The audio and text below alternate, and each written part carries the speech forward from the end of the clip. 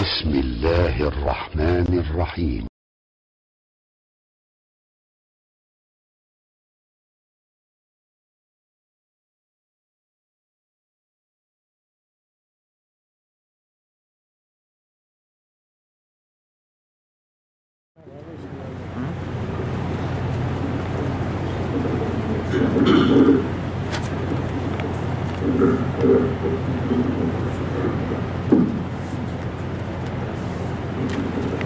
إن الحمد لله نحمده ونستعينه ونستغفره ونؤمن به ونتوكل عليه ونعوذ بالله من شرور أنفسنا ومن سيئات أعمالنا.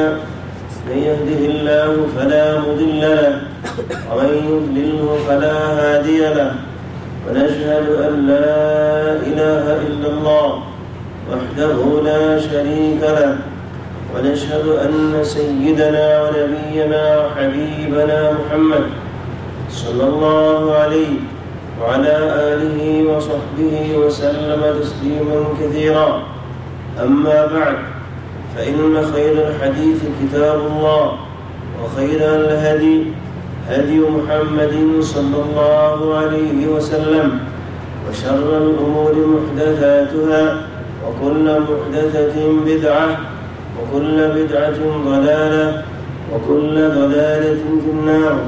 فاتقوا الله عباد الله، فإن الله عز وجل أمركم بالتقوى، حيث قال سبحانه وتعالى في محكم التنزيل: يا أيها الذين آمنوا اتقوا الله حق تقاته ولا تموتن إلا وأنتم مسلمون. يا أيها الناس اتقوا ربكم الذي خلقكم من نفس واحدة وخلق منها زوجها وبث منهما رجالا كثيرا ونساء، واتقوا الله الذي تساءلون به والأرحام، إن الله كان عليكم رقيبا.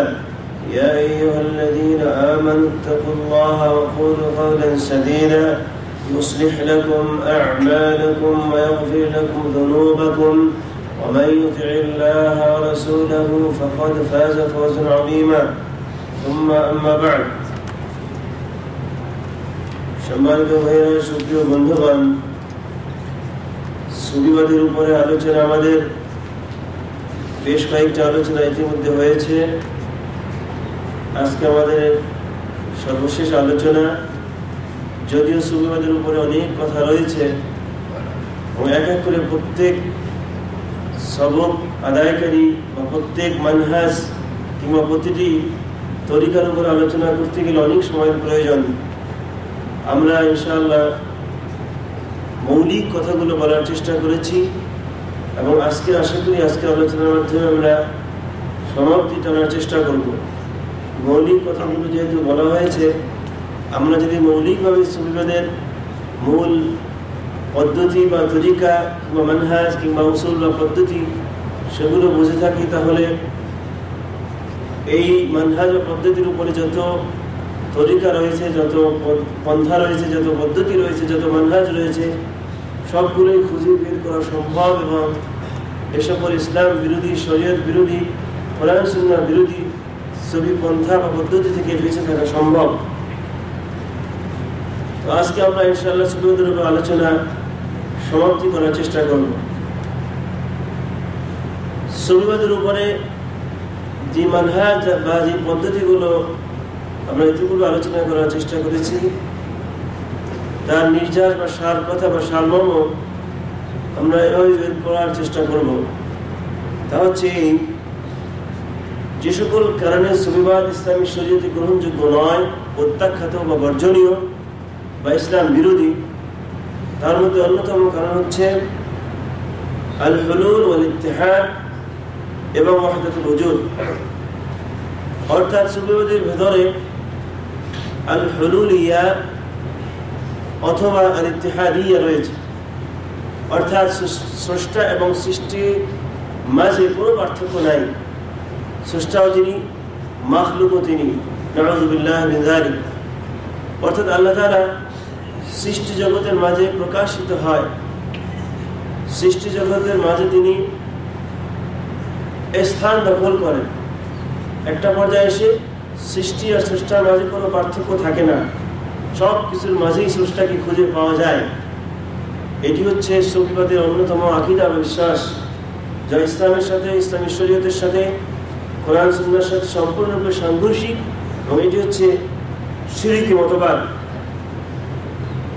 যার আরেকটি শাব্দিক বা পারিবেশিক অর্থ এভাবে তারা প্রকাশ করে ওয়াহদাতুল ওজুদ, মানে সৃষ্টিকুল এবং স্রষ্টা সবই এক। ওয়াহদাতুল ওজুদ মানে যা কিছুর অস্তিত্ব রয়েছে সব কিছু হয় মাবুদ অথবা মাখলুক, অর্থাৎ সবই না সবই মাবুদ কিংবা সবই মাখলুক, কারণ সব কিছুর মাঝেই স্রষ্টাকে পাওয়া যায়। যার মূলত অনেক বড় বড় রইস বা নেতা যারা এই মতবাদের আবিষ্কারক এবং এই মতবাদের দিকে যারা আহ্বান করতে, তাদের মধ্যে অন্যতম ছিল মানসুর হিল্লাজ। সুফিবাদের অন্যতম আরেকটি মানহাজ বা পদ্ধতিগত মূলনীতি হচ্ছে আশরিকু ফি তাওহীদিল্লাহ অথবা আশরিকু ফি আল-উলুহিয়া। আল্লাহ তাআলা যে একক, ইবাদত করার উপযুক্ত একমাত্র সত্তা, সেক্ষেত্রে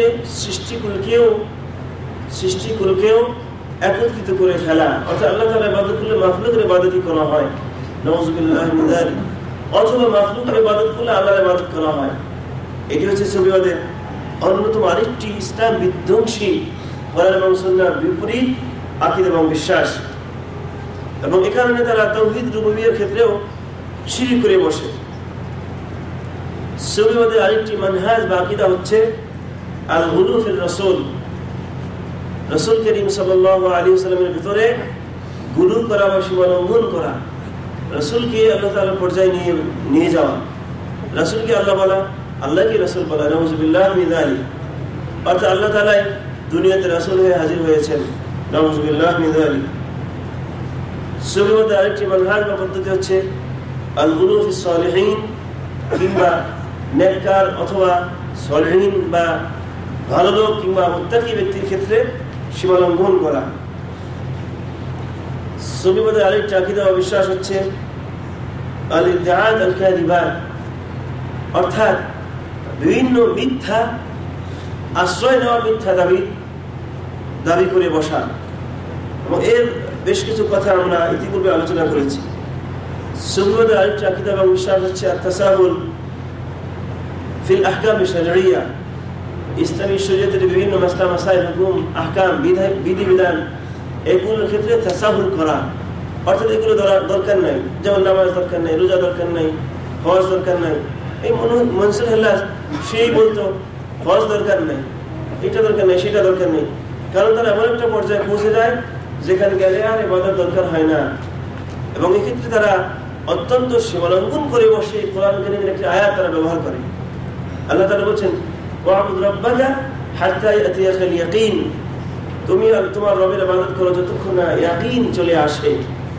ইয়াকিন দ্বারা সকল নির্ভরযোগ্য উলামায়ে কেরাম, মুফাসসিরিন তার ব্যাখ্যায় বলেছেন, ইয়াকিন মানে হচ্ছে মৃত্যু, অর্থাৎ মৃত্যুর আগ পর্যন্ত তোমাকে ইবাদত করতে হবে। যার জন্য প্রিয় হাবিব মুহাম্মদ রাসূলুল্লাহ সাল্লাল্লাহু আলাইহি ওয়াসাল্লাম ইন্তিকালের পূর্ব মুহূর্ত পর্যন্ত ইবাদত করেছেন। কিন্তু এই সুফিবাদের বিধ্বংসী আকীদা হচ্ছে ইয়াকিন আসা পর্যন্ত ইবাদত করা মানে হলো যতক্ষণ না তুমি ওলি হয়ে যাও অথবা কুতুব হয়ে যাও, কুতুব হয়ে গেলে আর ইবাদত করা দরকার নাই। ইয়াকিন অর্থ দাঁড়ায় ওদের দৃষ্টিতে কুতুব হয়ে যাওয়া, ওলি হয়ে যাওয়া। যখন কুতুব হয়ে যাওয়া তখন ইবাদত দরকার নাই, অর্থাৎ যখন শয়তান হয়ে যাওয়া তখন ইবাদত দরকার নাই। এই নাপাকি কাজগুলো করতে করতে, এই বেদাতি কাজগুলো করতে করতে, শিরকি কাজগুলো করতে করতে একটা পর্যায়ে যখন তুমি পরিপূর্ণ শয়তান হয়ে যাবা, ইতিপূর্বে আধা শয়তান ছিল 40% বা 20% কিংবা 70% কিংবা 80%, যখন তুমি পুরোপুরি শয়তান হয়ে গেছো তখন ইবাদত দরকার নেই। যে যখন পুরোপুরি শয়তান হয়ে গেছে, এই বেদাতি জিকির করতে করতে, বেদাতি ইবাদত করতে করতে, শিরক ইবাদত করতে করতে একটা পর্যায়ে তুমি পুরোপুরি শয়তান হয়ে গেছে। এটা হচ্ছে রিয়েল কথা। ওদের দৃষ্টিতে যখন পরিপূর্ণ ওলি হয়ে গেছে, পরিপূর্ণ কুতুব হয়ে গেছে, তখন ইবাদত দরকার নাই, তখন তুমি আল্লাহর সাথে মিশে গেছো। কিন্তু রিয়াল কথা হচ্ছে শিরক, বেদাত এবং কুফরি এগুলো করতে করতে করতে করতে কখনো একটু একটু ছিল তোমার ইমান, যার জন্য 20% হয়তো বাকি ছিল অথবা 50% বাকি ছিল, কিন্তু বেদাত বেশি পরিমাণে করার কারণে, বেশি পরিমাণে কবর পূজা, মাজার পূজা এবং পীর পূজার কারণে একটা পর্যায়ে তুমি পুরোপুরি শয়তান হয়ে গিয়েছে। যখন পুরোপুরি শয়তান হয়ে গিয়েছে তখন তার ইবাদত দরকার নাই। ওদের দৃষ্টিতে ব্যাখ্যা হচ্ছে ওরকম, কিন্তু আসলে রিয়াল ঘটনা হচ্ছে এই যে পরিপূর্ণ শয়তান হয়ে গেলে তখন আর ইবাদত দরকার নাই। কত বড় সীমালঙ্ঘন কোরআন কারীমের আয়াতের এইভাবে অপব্যাখ্যা তারা করে এড়ায় যে পরিপূর্ণ যখন তুমি ফানাফিল্লাহ হয়ে যাবে, আল্লাহর সাথে মিশে যাবে, তখন ইবাদত দরকার নাই। সুফিবাদের আরেকটি ইসলাম বিধ্বংসী আকীদা হচ্ছে তাআতুল মাশায়েখ ওয়াল খুদু' লাহুম, অর্থাৎ তাদের যারা পুরোহিত, তাদের যারা পীর, তাদের যারা বুজুর্গ, তাদের কাছে পরিপূর্ণভাবে আত্মসমর্পণ করা। অর্থাৎ পীরে যা বলবে, মাশায়েখরা যা বলবে, বুজুর্গ যা বলবে, তার কাছে পরিপূর্ণভাবে আত্মসমর্পণ করে ফেলা, নিজের আর কোনো কিছু দরকার নাই, সেখানে পরিপূর্ণভাবে মিশে যাওয়া। কোরআন এবং সুন্নাহ তখন আর প্রয়োজন হয় না। তখন তাদের পীররা, তখন তাদের বুজুর্গরা, তখন তাদের মাশায়েখরা যা বলবে সেটাই গ্রহণ করে নিতে হবে। তখন আর কোরআন হাদিস কোনো কিছু প্রয়োজন নাই। এজন্য কোরআন এবং হাদিসের ক্ষেত্রে আল্লাহ রাসূল সাল্লাল্লাহু আলাইহি ওয়াসাল্লামের দেখানো যে পথ বা পন্থা বা যে পদ্ধতি সম্পূর্ণরূপে তারা ভুলে যায়। আল্লাহ রাসূল সাল্লাল্লাহু আলাইহি ওয়াসাল্লাম বলেন, কোরআন এবং হাদিসকে তোমাদের কাছে রেখে গিয়েছি, এই দুটো জিনিস আঁকড়ে ধরলে কখনো আর বিভ্রান্ত হবে না। লাকাদ তারাকতু ফীকুম আমরাইনি লান তাদিল্লু মা ইন তামাসসাকতুম বিহিমা কিতাবাল্লাহ ওয়া সুন্নাত রাসূলিহি। দুটো জিনিস রেখে গেলাম, এই দুটো জিনিস যদি আঁকড়ে ধরো কোনোদিন বিভ্রান্ত হবে না। তার একটা হচ্ছে আল কোরআন কারীম, দ্বিতীয়টি হচ্ছে আল্লাহ রাসূল সাল্লাল্লাহু আলাইহি ওয়াসাল্লামের সুন্নাত তথা হাদিস। কিন্তু এই সুফিপন্থার লোকদের কাছে কোরআন এবং হাদিস আসল কথা নয়, মূল কথা নয়। তাদের কাছে মূল কথা হচ্ছে পীরদের সবক, পীরদের পন্থা বা পদ্ধতি, তাদের বুজুর্গদের কিসসা কাহিনী, স্বপ্নে পাওয়া বাজে কাহিনী দিয়ে তাদের শরীয়ত চলে। স্বপ্নে পাওয়া বিভিন্ন ধরনের কাহিনীর উপর নির্ভর করে তাদের দিন চলবে, শরীয়ত চলবে। সেখানে কোরআন এবং সুন্নাহ দরকার নাই এবং কোরআন এবং সুন্নাহর সাথে মিলানো প্রয়োজন তারা মনে করে না। সুফিবাদের আকীদা এবং বিশ্বাস যেখান থেকে নেওয়া হয়, সেই মাসাদির বা কেন্দ্র বা মূল সেন্টার হচ্ছে আল মাসাদির অথবা মাসাদির তালাক্কি। যেখান থেকে তারা সুফিপন্থা তারা গ্রহণ করে থাকে, তার অন্যতম হচ্ছে রাসূল সাল্লাল্লাহু আলাইহি ওয়াসাল্লামের কাছ থেকে সরাসরি তারা গ্রহণ করে। ইন্না লিল্লাহি ওয়া ইন্না ইলাইহি রাজিউন, এইটা হচ্ছে ডাইরেক্ট শিরক কথা। রাসূল সাল্লাল্লাহু আলাইহি ওয়াসাল্লাম থেকে তারা ধ্যান ধরে, চোখ বন্ধ করে রাসূল থেকে গ্রহণ করে। ইন্না লিল্লাহি ওয়া ইন্না ইলাইহি রাজিউন, এর থেকে বড় শিরক আকীদা দুনিয়াতে আর কিছু হতে পারে না। আল্লাহ রাসূল সাল্লাল্লাহু আলাইহি ওয়াসাল্লাম ইন্তিকাল করেছেন, তিনি কিভাবে তোমার কাছে হাজির হলো? আসলে ইবলিস শয়তান সরাসরি তাদের কাছে এসে হাজির হয়, অবতীর্ণ হয় এবং শয়তান তাদের কাছে ইলহাম দিতে থাকে এবং বলতে থাকে সেই রাসূল সাল্লাল্লাহু আলাইহি ওয়াসাল্লাম নাউযুবিল্লাহি মিন যালিক। কখনো কখনো সরাসরি তারা রাসূলের কাছ থেকে গ্রহণ করে, মানে শয়তান থেকে গ্রহণ করে, কিন্তু তারা মনে করে রাসূল থেকে গ্রহণ করতেছে। আল্লাহ রাসূল সাল্লাল্লাহু আলাইহি ওয়াসাল্লাম ইন্তিকাল করেছেন, তিনি দুনিয়াতে আর আসবেন না, কিয়ামতের দিন তিনি হাজির হবেন, সেটা ভিন্ন ব্যাপার। অথচ এই সুফিবাদের অন্যতম একটা আকীদা হচ্ছে রাসূল আসেন, হাজির হন, বিভিন্ন জায়গায় নাকি হাজির হন, বিভিন্ন ব্যক্তির কাছে গিয়ে হাজির হন, দেখা দেন, কথা বলেন, ধ্যান ধরে মুরাকাবা করে মুরাকাবার মধ্যে রাসূলকে দেখেন। ইন্না লিল্লাহি ওয়া ইন্না ইলাইহি রাজিউন। মুরাকাবার মধ্যে আসলে শয়তান আসে, কিন্তু ওরা মনে করে রাসূল আসে। শয়তান এসে নানা ধরনের ইসলাম বিরোধী, শরীয়ত বিরোধী বিভিন্ন ধরনের সবক দিয়ে যায়, বিভিন্ন ধরনের জিকির পদ্ধতি শিখিয়ে যায়। কারণ শয়তান জানে যেই জিকিরের মধ্যে কোরআন এবং সুন্নাহর পারমিশন নাই, সেটা যদি কিয়ামত পর্যন্ত করতে থাকে কোনো লাভ হবে না, চূড়ান্ত পরিণত হয়ে জাহান্নাম। এটা শয়তান সবচেয়ে বেশি ভালো জানে, ওদের থেকেও বেশি ভালো জানে। এই জন্য এই মুরাকাবার পদ্ধতিতে তারা চোখ বন্ধ করে মুরাকাবা করে, শয়তান এসে হাজির হয়, তারা মনে করে রাসূল এসে হাজির হয়েছে। ইন্না লিল্লাহি ওয়া ইন্না ইলাইহি রাজিউন। আবার তাদের আরেকটি মাসলা বা কেন্দ্র, এই সুফিবাদের এই পন্থা গ্রহণের আরেকটি তাদের মাসলা বা কেন্দ্র হচ্ছে স্বপ্নে পাওয়া। কখনো কখনো স্বপ্নে তারা রাসূলকে দেখে, মানে শয়তানকে দেখে, শয়তানকে দেখে শয়তান এসে বলে যাবে রাসূল, নাউযুবিল্লাহি মিন যালিক। প্রিয় ভাইরা, সুপ্রিয় বন্ধুরা, এখানে একটা সূক্ষ্ম কারচুপি রয়েছে, শয়তানি কারচুপি। তাহলে এই রাসূল সাল্লাল্লাহু আলাইহি ওয়াসাল্লামকে শয়তান কখনো তার আকৃতি ধারণ করতে পারে না, এটা আমরা সবাই জানি। এই সূক্ষ্ম কারচুপির মাধ্যমে শয়তান বারবার রাসূলের কথা বলে তাদেরকে ধোঁকা দিয়ে থাকে। কারণ যেহেতু লোকেরা জানে যে রাসূল সাল্লাল্লাহু আলাইহি ওয়াসাল্লামের আকৃতি শয়তান ধরতে পারবে না, সুতরাং যাকে দেখছে নিশ্চয়ই সে রাসূল। এটা হচ্ছে সূক্ষ্ম কারচুপি। কারণ কি? কারণ হচ্ছে রাসূল সাল্লাল্লাহু আলাইহি ওয়াসাল্লামের আকৃতি শয়তান ধরতে পারবে না, কিন্তু আপনি যে রাসূলকে দেখলেন সেটা বুঝলেন কিভাবে? আপনি যাকে দেখলেন সে যে রাসূল, সেটা খুব বুঝলেন কিভাবে? রাসূলকে তো আপনি জীবন্ত অবস্থায় দেখেননি। সাহাবায়ে কেরাম যদি স্বপ্নে রাসূলকে দেখে তাহলে বুঝতে পারবেন সে রাসূল। কিন্তু আপনার কাছে যিনি আসলো বললেন, এসে বললো যে আমি রাসূল, আপনি কিভাবে বুঝলেন সে রাসূল? শয়তান যে কোনো ব্যক্তির আকৃতি ধরে আপনাকে বলতে পারে আমি রাসূল। রাসূলের আকৃতি সে ধরতে পারবে না, কিন্তু যে কোনো ব্যক্তির আকৃতি ধরে আপনাকে বলতে পারে আপনি রাসূল, উনি রাসূল। এই ধোঁকাটাই শয়তান দিয়ে থাকে। এটা হচ্ছে সূক্ষ্ম কার্য। লোকেরা মনে করে যে রাসূলকে যেহেতু শয়তান তার আকৃতি ধরতে পারে, অথবা আমি যাকে দেখছি নিশ্চয়ই সে রাসূল, রাসূল বলছেন এটা করো সেটা করো, অথবা আমি এটাই করবো সেটাই করবো। এটা হচ্ছে সূক্ষ্ম কার্য, এবং এভাবে ইমানকে হরণ করে নিয়ে যায়, ছিনতাই করে নিয়ে যায় শয়তান। আপনি যদি সাহাবী হতেন বুঝতে পারতেন যে আপনি যাকে দেখছেন ঠিকই সে রাসূল, কারণ হুবহু মিলে গেছে। আর হুবহু রাসূলের আকৃতি অন্য কেউ ধরতে পারে না। কিন্তু যে কোনো আকৃতি ধরে শয়তান এসে আপনাকে ধোঁকা দিতে পারে যে আমি রাসূল।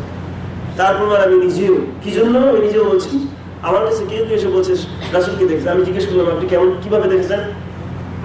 বলবো রাসূলকে দেখেছি এইভাবে, শ্যামলা রঙের। শ্যামলা বুঝেন? খুব ধবধবে পরিষ্কার না, আবার কালো না। আপনারা কোরআন এবং হাদিসে যতটুকু পরিচয় পেয়েছেন রাসূল সাল্লাল্লাহু আলাইহি ওয়াসাল্লাম, কোথাও রাসূলের বর্ণনা পেয়েছেন তিনি শ্যামবর্ণের? কোথাও পাবেন না। রাসূল সাল্লাল্লাহু আলাইহি ওয়াসাল্লামের চেহারার দিকে তাকালে এবং আসমানের চাঁদের দিকে তাকালে আসমানের চাঁদের গায়ে ময়লা দেখা যেত, কিন্তু রাসূল সাল্লাল্লাহু আলাইহি ওয়াসাল্লামের চেহারার ভিতরে কোনো স্পট ছিল না, এত ধবধবে পরিষ্কার। আর উনি বলছে কি শ্যামবর্ণের, এর মানে কি শয়তান দেখছে? সুতরাং রাসূল সাল্লাল্লাহু আলাইহি ওয়াসাল্লামের আকৃতি শয়তান ধরতে পারে না। যে কোনো আকৃতি ধরে এসে স্বপ্নের ভিতরে বলতে পারে আমি রাসূল, এবং এভাবে এসে এসে এই সুবিবাদের এই ভ্রান্ত লোকগুলোকে সবক দিয়ে যায়। সে এক এক সময় বসে আমি রাসূল, তোমরা তো জানো রাসূলের আকৃতি শয়তান ধরতে পারে না, তবে আমি রাসূল। আমি বললাম এইভাবে করবো। সকালবেলা ঘুম থেকে উঠে মুরিদদেরকে ডেকে বলতে থাকে আমার কাছে ওই আসছে, আমার কাছে রাসূল আসছে, এসেছিল বলে গেছে এভাবে করবা, সুতরাং তোমরা এইভাবে করবা। আমরা যদি সেই মানহাজকে গ্রহণ করতে পারতাম, কোরআন এবং সুন্নাহকে আঁকড়ে ধরতে হবে, অন্য কোনো পথ, অন্য কোনো মত, অন্য কোনো স্বপ্নে পাওয়া, এইভাবে মোরাকাবা করে পাওয়া, এগুলো ইসলাম বিরোধী, ইসলামের পক্ষে নয়। এই মানহাজ যদি গ্রহণ করতে পারতাম, শয়তান কখনোই আমাদেরকে বিভ্রান্ত করতে পারতো না। শুধুমাত্র কোরআন এবং সুন্নাহর কথা ভুলে গিয়ে স্বপ্নে পাওয়া কাহিনী, কিচ্ছা কাহিনী, এর উপর নির্ভর করে আমরা ইসলাম গ্রহণ করার চেষ্টা করি, মানার চেষ্টা করি, বোঝার চেষ্টা করি। প্রিয় ভাইরা, সুপ্রিয় বন্ধুরা, স্বপ্নে পাওয়া ধর্মের অভাব নেই দুনিয়াতে, স্বপ্নে পাওয়া সবের অভাব নেই দুনিয়াতে, কিন্তু স্বপ্নের উপরে ভরসা করে নির্ভর করে আজকে বহু ইসলামী দল এবং পদ এবং মত তারা চলছে কিভাবে, এবং ওই যে সত্য কার্য মনে করে রাসূল আসছে এবং রাসূল বলে গেছে। প্রিয় ভাইয়া, সুপ্রিয় বন্ধুরা, মনে রাখতে হবে স্বপ্নে পাওয়া কোনো তথ্যের উপরে ইসলামী শরীয়ত প্রতিষ্ঠিত হবে না। ইসলামী শরীয়তে যা কিছু প্রতিষ্ঠিত হওয়ার সব অলরেডি হয়ে গেছে, নতুন করে আবিষ্কার করার কোনো সুযোগ নাই। তাহলে তাদের মার্কাজ বা সেন্টার বা কেন্দ্র বা মাসাদের যেখান থেকে ছবি পন্থা আবিষ্কৃত হয়েছে, তার মধ্যে অন্যতম হচ্ছে এই স্বপ্নে পাওয়া আবিষ্কার, স্বপ্নে পাওয়া কাহিনী, স্বপ্নে পাওয়া বিভিন্ন সলচাতুরি, যেখানে শয়তান এসে এসে এক এক সময় এক এক তথ্য দিয়ে যায়, আর ওইটাই তারা মনে করে এটা হচ্ছে সুবিবাদের অন্যতম আল্লাহকে পাওয়ার একটা পথ, ওলি হওয়ার দ্রুত পথ। এবং সেখানে দেখুন বিভিন্ন দুরুদের সৃষ্টি বলা হয়, রাসূলকে স্বপ্নে দেখতে হলে এই আমল করতে হবে। কোরআন এবং হাদিস তন্ন তন্ন করে খুঁজে বেড়ান, কোথাও পাবেন না রাসূল সাল্লাল্লাহু আলাইহি সাল্লাম কোথাও কোন সহিহ হাদিসে বলেছেন যে আমাকে দেখতে হলে এই আমল করো, অথবা কোরআনের আয়াতগুলো খুঁজে খুঁজে বেড়ান, কোথাও পাবেন না রাসূল সাল্লাল্লাহু আলাইহি সাল্লামকে স্বপ্নে দেখতে হলে এই আমল করতে হয়। কিন্তু সুবিবাদের মধ্যে এই সকল আমলের অভাব নাই। এই দুরূদ পাবেন, স্বপ্নে রাসূলকে দেখবেন। এই বেদাতি পন্থা, এই আমলগুলো করে একটা পর্যায়ে এসে ঠিকই দেখে, কিন্তু কাকে দেখে? ওই যে ওই শয়তানকে। শয়তান এসে নতুন নতুন সবক দিয়ে দেয়, নতুন নতুন সবক দিয়ে যায়, নতুন নতুন বল এইভাবে জিকির করবা। যখন বলি জিকির করবা, তখন বলছে এটা তো শয়তান হতে পারে না, যেহেতু বলছে জিকির করো, অত নিঃসন্দেহে সে রাসূল। যেহেতু বলছে সকালবেলা 100 বার জিকির করো, বিকেলবেলা 100 বার জিকির করো, সন্ধ্যাবেলা 100 বার জিকির করো, 1000 করো, 1000 বার হু হু করতে থাকো, 1000 বার ইল্লাল্লাহ করতে থাকো, যেহেতু শয়তান বলছে। কিন্তু ওরা মনে করে যেহেতু ইল্লাল্লাহর কথা বলছে, নিঃসন্দেহে সে রাসূল। যুক্তি খুব চমৎকার। আবার রাসূল আকৃতি ধরে বলতে থাকে, আসলে তো রাসূল আকৃতি সে ধরতে পারে না, যে কোনো বুজুর্গ পাগড়িটাকে পরে এসে হাজির হয় এবং এইভাবে সবক দিয়ে যায়। আর লোকেরা মনে করে আমি রাসূলের কাছ থেকে স্বপ্নে পেয়েছি, অতএব এই আমলগুলো করতে হবে। মুরিদদেরকে সেইভাবেই সবক দিয়ে যায়। আল্লাহ তাআলা এই সকল ভণ্ডামি, সীমালঙ্ঘন, ইসলাম এবং ইসলাম বিরোধী সব ধরনের আকীদা বিশ্বাস থেকে আমাদেরকে হেফাজত করুন। এই সুফিবাদের আরেকটি মারকাজ বা মাসদার বা কেন্দ্র, যেখান থেকে তারা সুফিপন্থা গ্রহণ করে থাকে, তা হচ্ছে খিজর আলাইহিস সালামের কাহিনীগুলো। মুসা আলাইহিস সালামের সাথে খিজর আলাইহিস সালামের কথোপকথন, সেখান থেকে কিছু কাহিনী তারা গ্রহণ করে, সেখান থেকে কিছু উলিয়ার পন্থা তারা গ্রহণ করার চেষ্টা করে। নবীর থেকেও সে বড়, নবী তার কাছে এই হয়েছে সেই হয়েছে, সেই কাহিনী আমি আরেকদিন বলেছি, এগুলো লম্বা করার সুযোগ নেই। কিন্তু বেসিক্যালি ইসলামী শরীয়ত খিজির আলাইহিস সালামের ঘটনা থেকে গ্রহণ করার কোনো সুযোগ নাই। ইসলামী শরীয়ত হচ্ছে কোরআন এবং হাদিস দ্বারা প্রমাণিত। আর হচ্ছে ইলহাম, যেটা আমি ইতিপূর্বে বলেছি, হঠাৎ করে ধ্যান করে চোখ বন্ধ করে একটা কিছু ভাবে আর শয়তান মাথার মধ্যে একটা কিছু ঢুকাই দেয়, তখন চোখ খোলার পরে মনে করে এইটা আমার কাছে ইলহাম হয়েছে। চোখ বন্ধ করে এলহাম হয়, মানে আল্লাহর পক্ষ থেকে তার কাছে আসে, কাশফ আছে, কাশফ খুলে যায়। এরপরে চোখ খুলে এরপরে বলতে থাকে মুরিদদেরকে, এই যে মাত্র আমার কাছে ইলহাম হইলো, আমার কাশফ খুলে গেছে, মাত্র আমার কাছে ইলহাম হয়েছে, তুমি এই কাজ করবা, বিকালবেলা এতবার হু হু করবা, সকালবেলা এতবার ইল্লাল্লাহ করতে থাকবা, রাত্রবেলা এই কাজ করবা, জোরে জোরে জিকির করবা, এরপর মাথা নাড়াবা, লতিফার জিকির করবা, এখান থেকে উঠাবে, এখানে গিয়ে ছাড়বা, এইগুলো আমার এই মাত্র ইলহাম হলো, সুতরাং এইগুলো করতে থাকবে। এগুলো হচ্ছে আল্লাহকে পাওয়ার সঠিক পন্থা এবং কলম পরিষ্কারের সুন্দর পদ্ধতি। এগুলোর মাধ্যমে কলম পরিষ্কার হয়। বেদাতি আমলের দ্বারা কোনোদিন কলম পরিষ্কার হবে না। বেদাতি আমলের দ্বারা দিন কলম শুধু নষ্টই হতে থাকে, এর দ্বারা কোনোদিন কলম পরিষ্কার হয় না। সম্মানিত ভাইরা, সুপ্রিয় বন্ধুরা, এগুলো বুঝতে হবে যে এই সকল ইলহামের কিসসা কাহিনী সবগুলো শয়তান দ্বারা পরিচালিত, শয়তান দ্বারা প্রভাবিত, শয়তান শব্দের মাধ্যমে এবং ইলহামের মাধ্যমে। শয়তান ইলহাম ইসলামী শরীয়ত কোনো ইলহামের মাধ্যমে প্রতিষ্ঠিত হবে না, যা হওয়ার তা হয়ে গেছে অটোমেটিক, ওহীর দ্বারা প্রতিষ্ঠিত হয়েছে। এখানে নতুন করে ইলহাম নাযিল হওয়ার কোনো সুযোগ নেই। নতুন করে ইলহাম আসলেই বুঝবেন এটা শয়তান। কাশফ, অমুকের কাশফ খুলে গেছে, সে কাশফের মধ্যে সবকিছু দেখতে পায়, বুঝতে হবে সে শয়তান, কারণ তার কাছে কাশফ সব শয়তান এসে এই ধরনের নতুন নতুন তথ্য দিয়ে থাকে।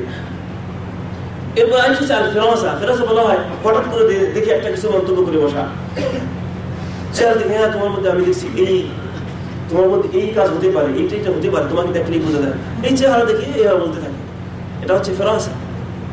এইটা হচ্ছে সুফিবাদের আরেকটি তাদের মূলনীতি। তারা হঠাৎ করে দেখি চোখ দিয়ে তাকে, তারপরে বলে যে এটা হবে, এই হতে পারে, তুমি এই পথে চলো, কারণ এই পথে চলো, তোমার এইগুলো হবে।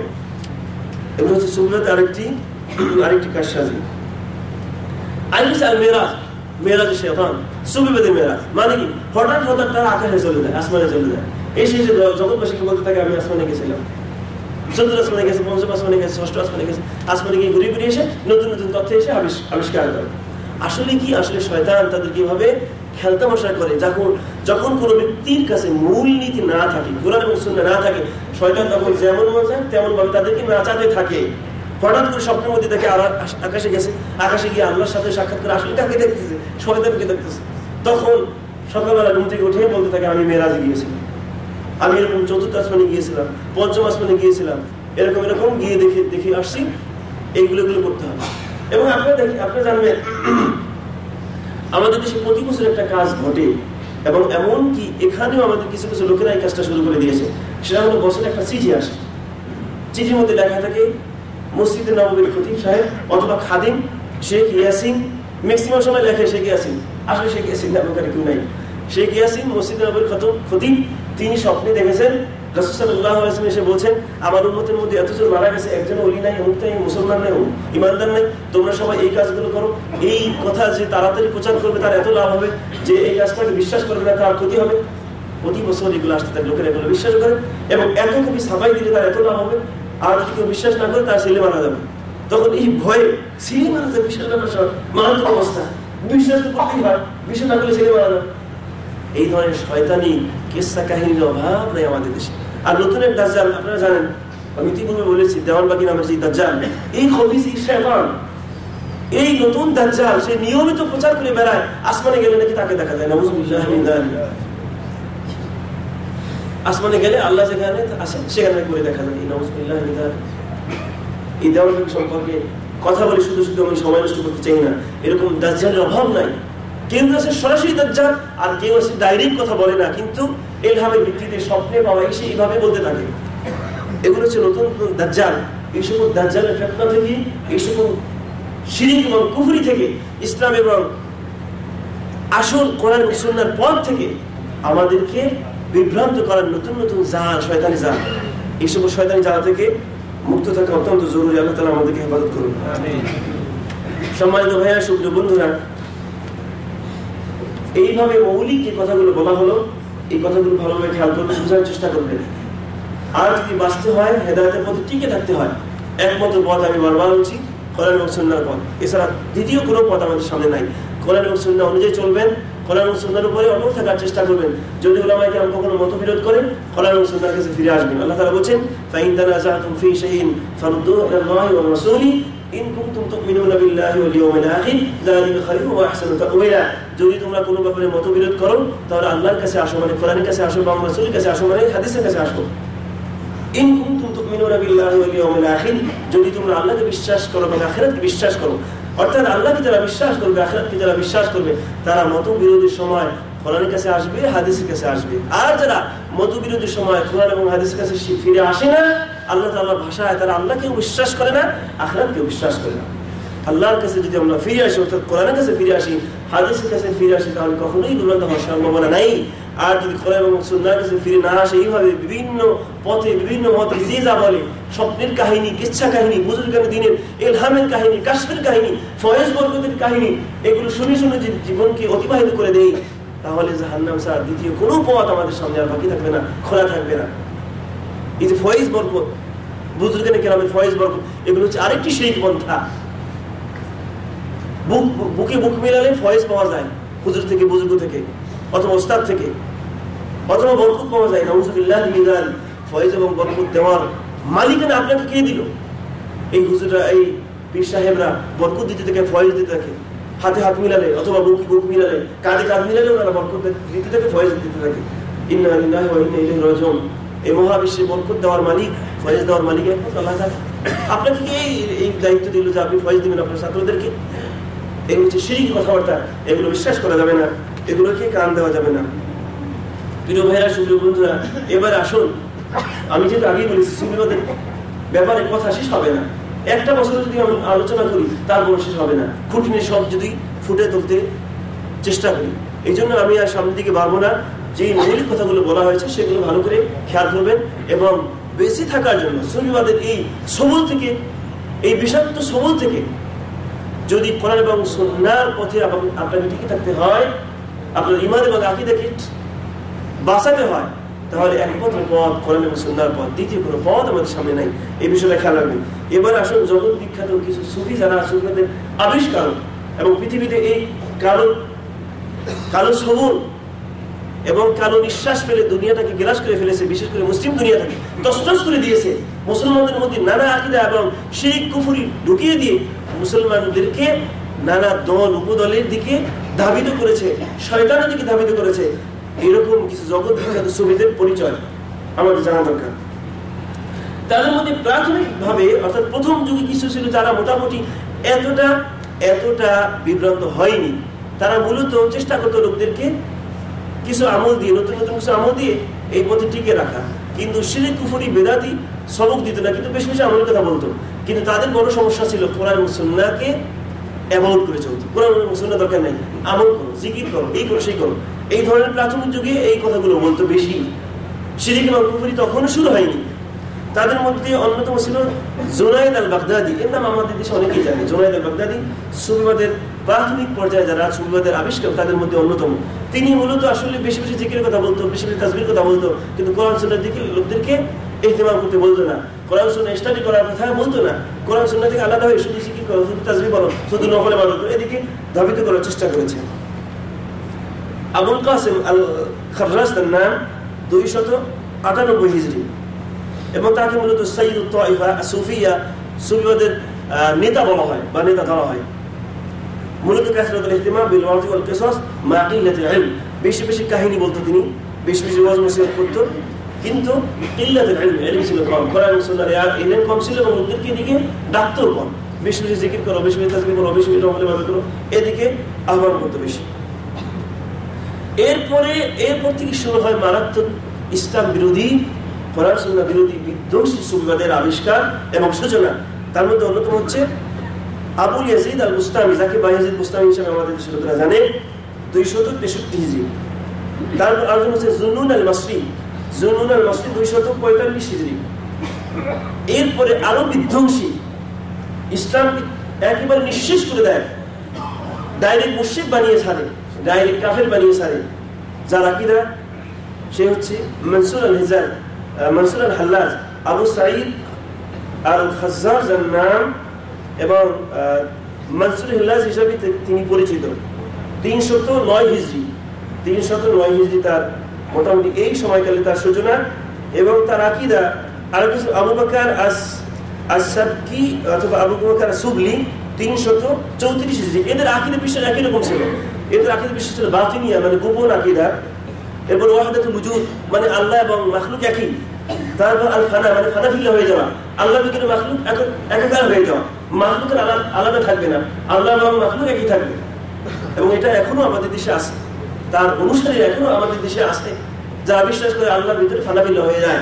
ফানা ফিল্লা মানে মানুষের অস্তিত্ব থাকে না, সে আল্লাহ হয়ে যায়। নাউযুবিল্লাহি মিন যালিক।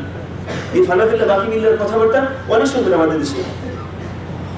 তারপরে আল ইত্তিহাদ, আল হুলুল, এরপরে আসফু আল কাশফ, ওই যে কাশফ খোলা, কাশফ খুলে যায়, কলব খুলে যায়, এগুলো মূলত এদের আকীদা।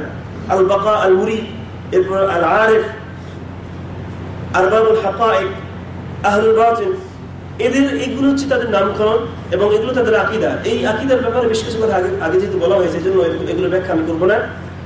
তারা অন্যদেরকে তাদের আকীদা এবং বিশ্বাসকে যারা গ্রহণ করতো না তাদেরকে বলতো আহলুল যাহির, মানে কোরআন হাদিসের জাহিরি অথবা বাহ্যিক দিক তারা গ্রহণ করতেছে, কিন্তু বাতিনি দিকগুলো তারা জানে না, এটা তারা মনে করত।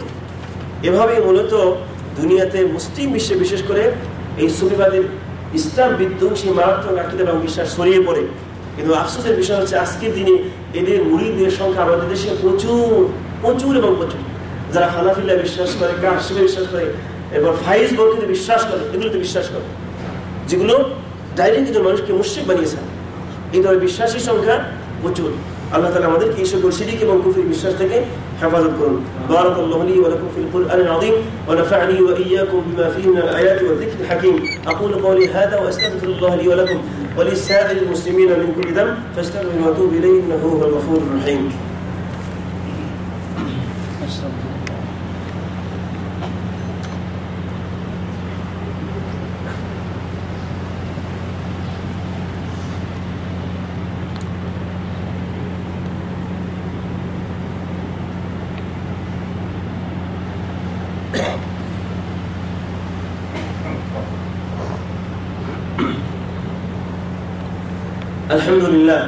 الحمد لله نحمده ونستعينه ونستغفره ونعوذ بالله من شرور أنفسنا ومن سيئات أعمالنا.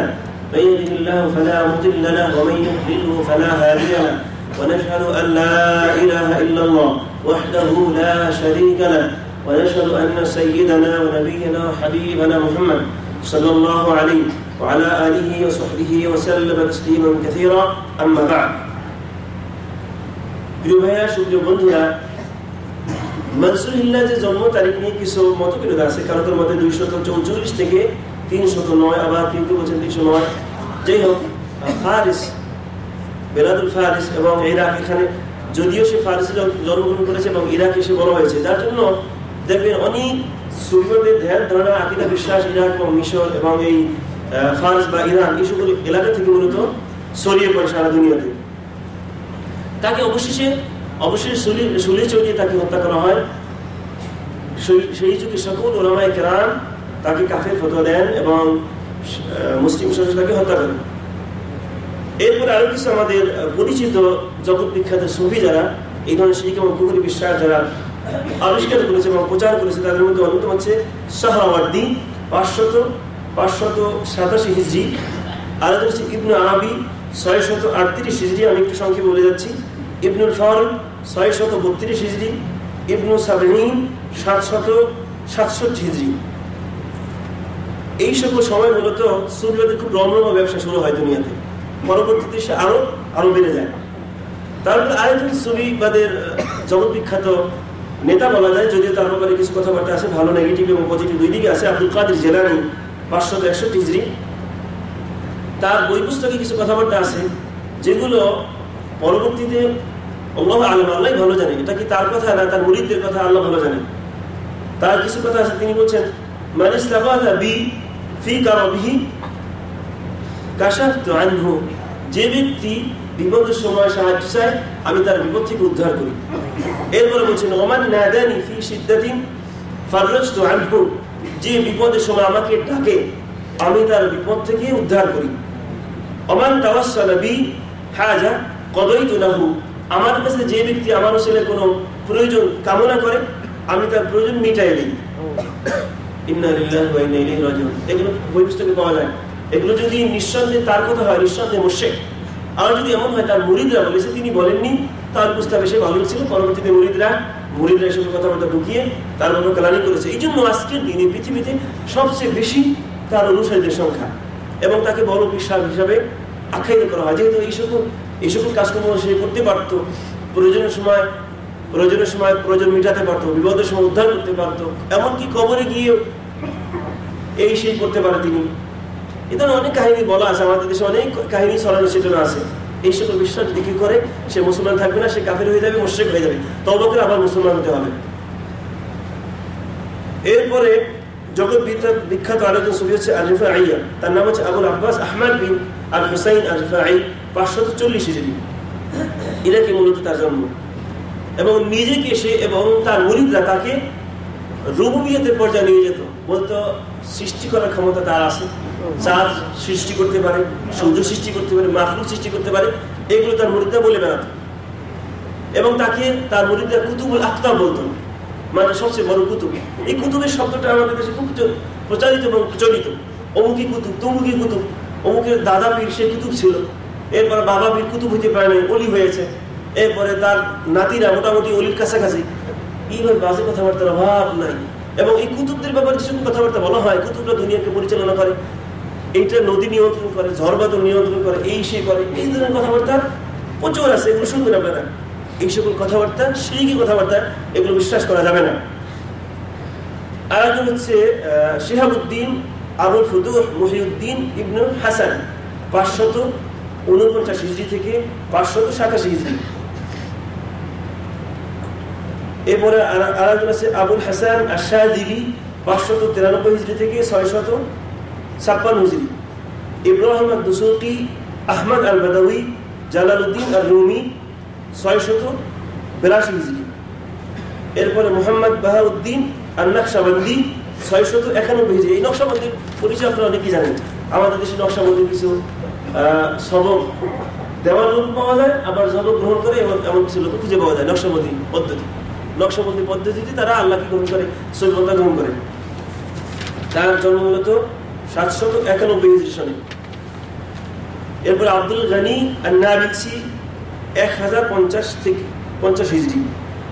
এরপর আবুল হুদা আস-সৈয়াদি আর-রিফাঈ, 1220 হিজরি।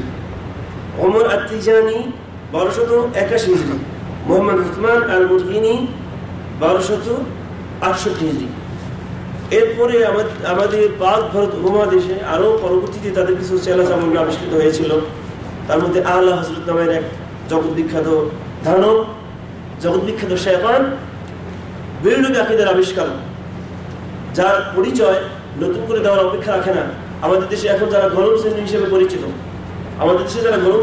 পরিচিত, রবিউল আউয়াল মাসে আসলে 9 তারিখ এবং 12 তারিখে জশ্নে জুলুসে ঈদে মিলাদুন্নবী করে যারা, এরা হচ্ছে এই আল্লাহ হযরতের বংশধর, তার চেলা চামুন্ডা।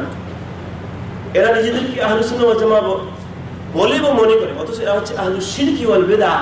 এরা হচ্ছে মুশরিক এবং বেদাতের আবিষ্কারক, শিরকের আবিষ্কারক।